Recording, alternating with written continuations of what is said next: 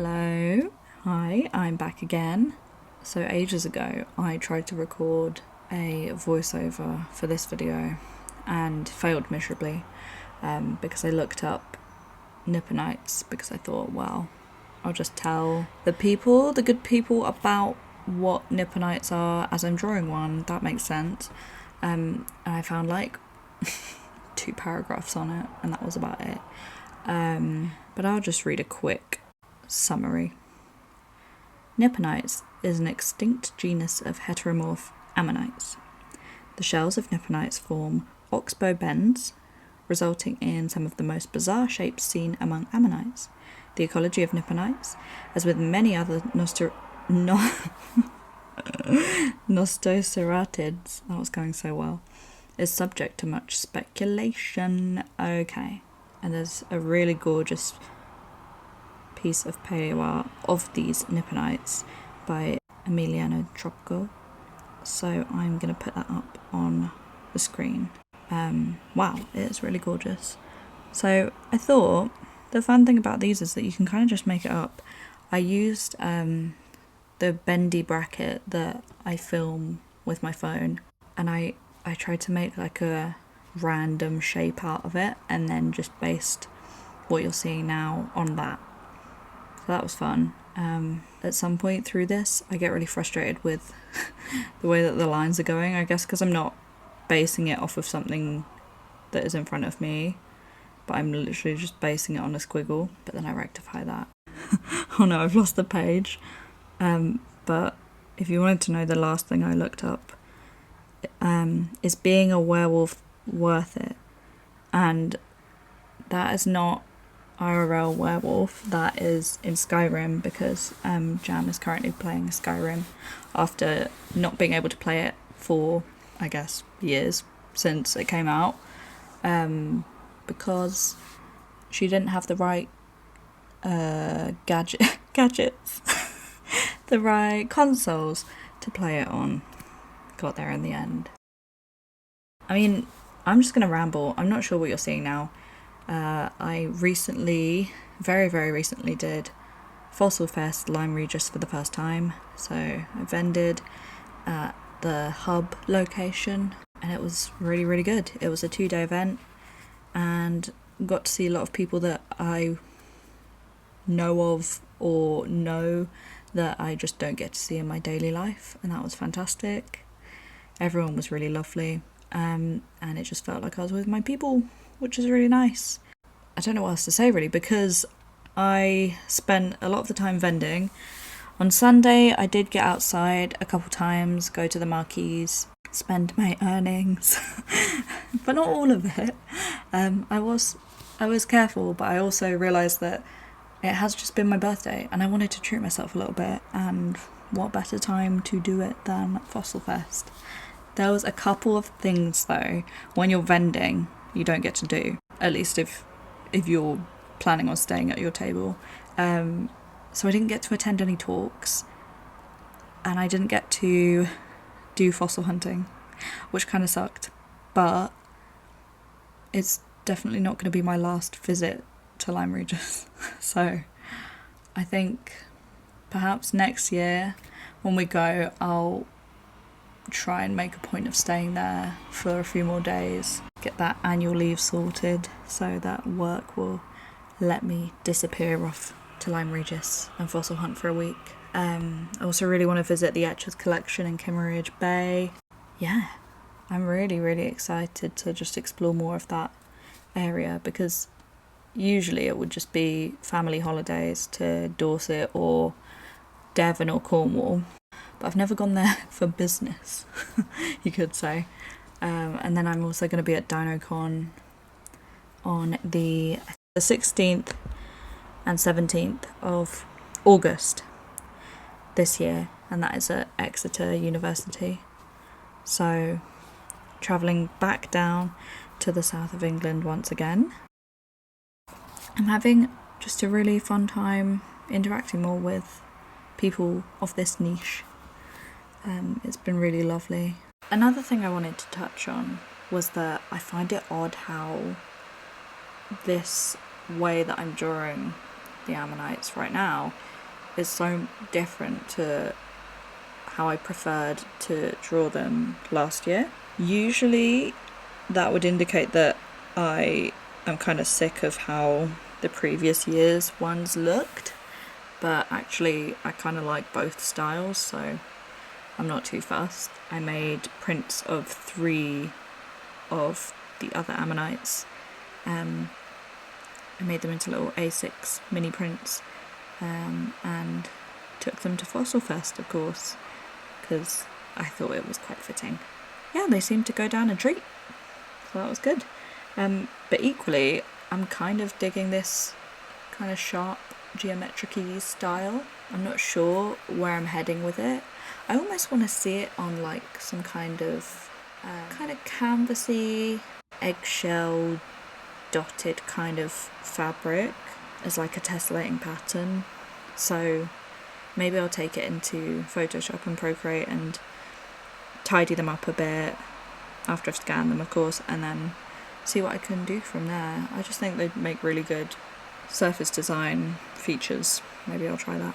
It's a really hot summer evening, and I realised if I want to do this voiceover, I have to turn my fan off, because I can use noise cancelling, but it's not quite the same. So, kind of suffering a little bit, but we've got to suffer for art, I guess. What else can I say about Fossil Fest? You alright, Biscuit? You got a fly? Your pupils are so big. On the second day, I saw 2 fellas that I was convinced I'd seen before. And then it dawned on me really quickly that they are from the YouTube channel Benji Thomas. And they, as a team, make really fantastic science communication videos. Lots of really good videos on anything prehistory related.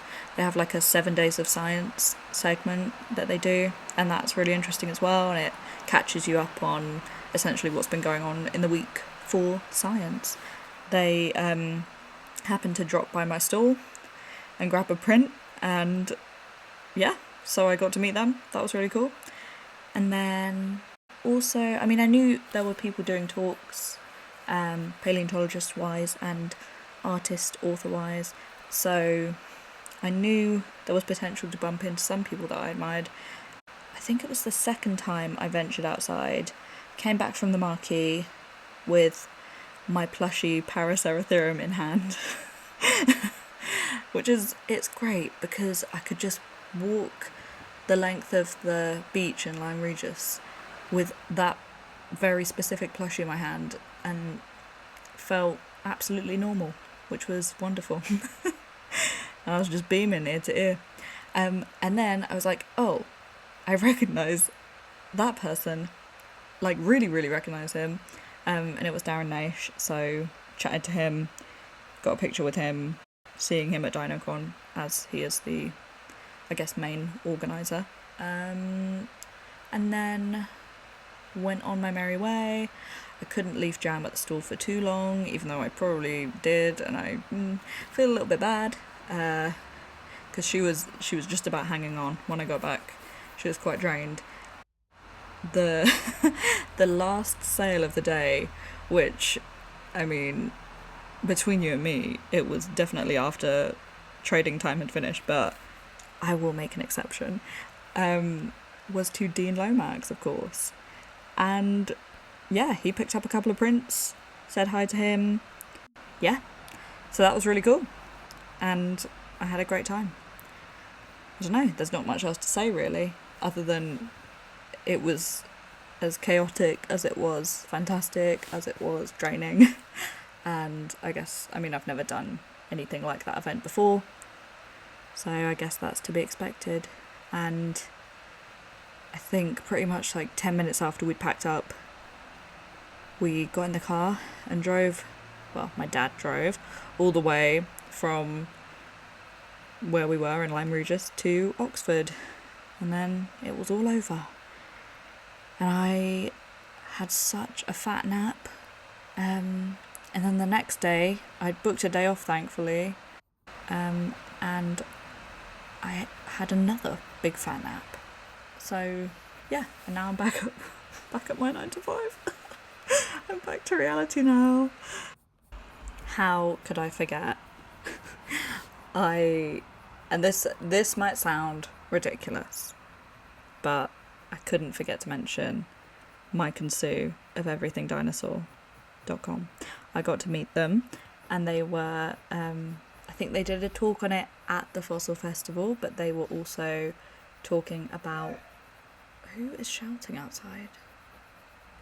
Honestly. They were talking about the production process of their first ever figure that they are producing with, complete creative control of everything dinosaur. So they're producing their own figure, or figures, and had a long chat with Sue about all the different iterations it went through and the whole process, and that was really exciting. So I'm really looking forward to that. I got to see the T-Rex models. They look so good. And as you might know, I'm not usually a carnivore figure collector, but I will definitely make an exception.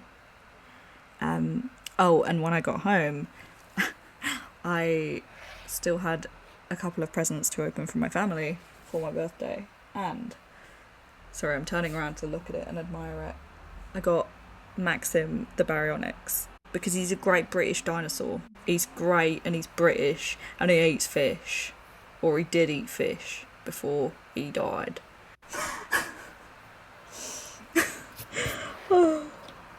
Why was that such a struggle? I'm British. What the fuck? Yeah, so I don't know. It was the PNSO Baryonyx figure. I think it's quite new. It might have been this year or last year they released it. And it's just, I don't know. It's just something about it. It's gorgeous. It's just beautiful. So I've got that, and I'm looking at Biscuit currently. I've got to figure out where to put it. I took a lot of my nicer figures, full shade, to other companies, but they just don't really do it like PNSO, or EO Fauna, or Everything Dinosaur. So I've got to find somewhere safe to put it. In the meantime, it will stay in its box, but I have gotten it out and had a look, and he's lovely. So that's my review so far. More on that later. Anyways, goodbye for real this time, and I hope you have a lovely day. Like and subscribe if you thought this was a nice little sit down chit chat and draw and you'd like to see more. For 2 years now I've I've tried to pull together this video of me going through like older dinosaur books, or just, I think it's just my entire range of prehistory related books, and paraphernalia. And then I think that's right, I filmed like all of the show and tell bits with me in front of the camera, and then when I looked at it in editing, I was holding the mic and it was just making this awful like muffly sound the whole time, and I was so annoyed with it that I just scrapped that completely, so I'll have to refilm it. Yeah, so that's the progress of that one at the moment. So look forward to that when I actually get around to refilming it, and I'll see you later. Bye.